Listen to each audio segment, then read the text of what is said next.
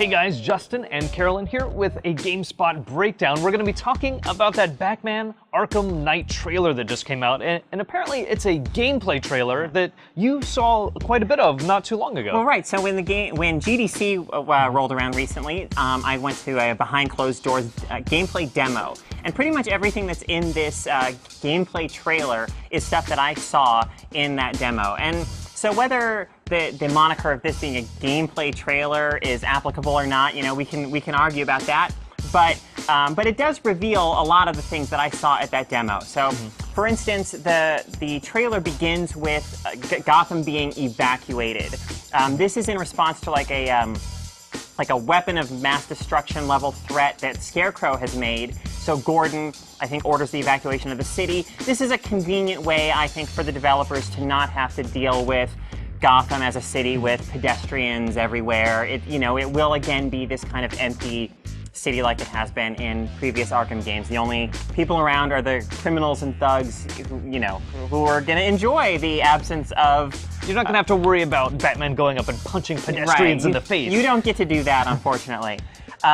So some other things that this gameplay trailer reveals is the fact that you can kind of summon the Batmobile to wherever you are. You don't have to go to it, right? It has a function where you can just summon it. You jump up in the air. Yeah, you can jump up in the air and just stylishly just plop down to the cockpit. The Batmobile will do this really stylish thing where it just kind of swerves and skids right up to where you are. And conversely, what the trailer also shows is that you can eject right out of the Batmobile and be immediately at like a gliding altitude. So you can just use that to reach, higher areas in the city. And it's just a really good-looking game as well. Like, that people can't really tell the difference between, is this gameplay, is it not? It just looks so good. Absolutely. It was definitely stunning when I saw it. I mean, the imagery in the trailer does match up with my recollection of how the game looked when it was being played. The only caveat is that when I saw the demo, and of course it's still months out from release, there were definitely times when the game performance chugged a bit. So, whether it can maintain that level of detail and they can get it to perform the way they want it to, or it may be a case where before the final release we end up seeing the graphics get downgraded a little bit so the game can perform better. Who knows? And the game is called Arkham Knight, which I thought was referencing Batman himself. Yeah, but apparently that's a character in the game. Yes. So Rocksteady told me and the other members of the press that this is a new character that they have created in collaboration with DC specifically for this story. However, so the Arkham Knight, we don't see his face. He's in this armored, suit, and so my feeling is that, why have a character like that unless there's going to be a moment of reveal where, surprise, it's a character that we already know, from the Batman lore. And, there's already a character in the Batman lore who has kind of served this function in the past called the Red Hood, where that character has been different other characters depending on the needs of the story. Who is the Arkham Knight going to end up being?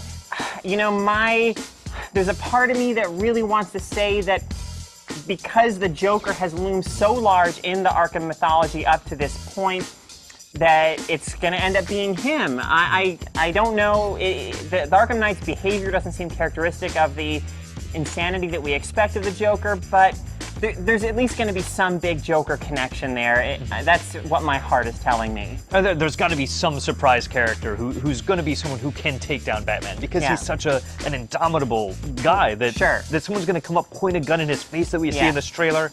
The Joker, I think that's a good choice, even though he has died in this series of games that we've played. So we're meant to think at this point. It wouldn't at all surprise me if that ends up to not be the case, and the Joker is alive and well somehow in the Arkham universe as Arkham Knight begins.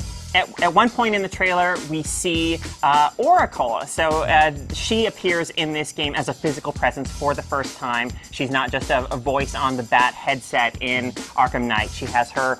And Oracle is the thing that ties everything in Gotham City together, that lets Batman know what's going on basically in the entire world. Oracle is, hooked into every computer system imaginable. She can provide Bruce Wayne with whatever information he needs. So yeah, she's a very valuable resource, and she has her elaborate clock tower hideout that you visit in Arkham Knight, which is something from the comics. There's also a moment in the trailer where we see the Batmobile going up the side of a cylindrical underground tunnel. This is part of the Riddler's challenges in Arkham Knight. The Riddler's challenges now incorporate the Batmobile. They're these kinds of obstacle courses that seem to take place underground and have you having to drive the Batmobile really stylishly while also using its computer systems to manipulate the environment to bring platforms out and lower barricades and that sort of thing. So driving isn't just going to be a way to get from point A to point B. It's a part of the gameplay. It really is. That was definitely the standout feature of the gameplay demo that I saw. The Batmobile just looked really fun to drive. You know, it looked like it had all of these awesome capabilities as far as, you know, driving up the sides of walls and that sort of thing. So yeah, they're really pushing the Batmobile hard as the central mechanic of Arkham Knight. At one point, we see Batman smashing a thug's face into an electrical panel. That's a new feature in the combat. It's these sort of sleeping dogs-esque environmental attacks. Very cool, and I bet we'll see a lot more of this game at the next month's E3, where maybe we'll finally get some hands-on time as well. So be sure to stay tuned to GameSpot.com.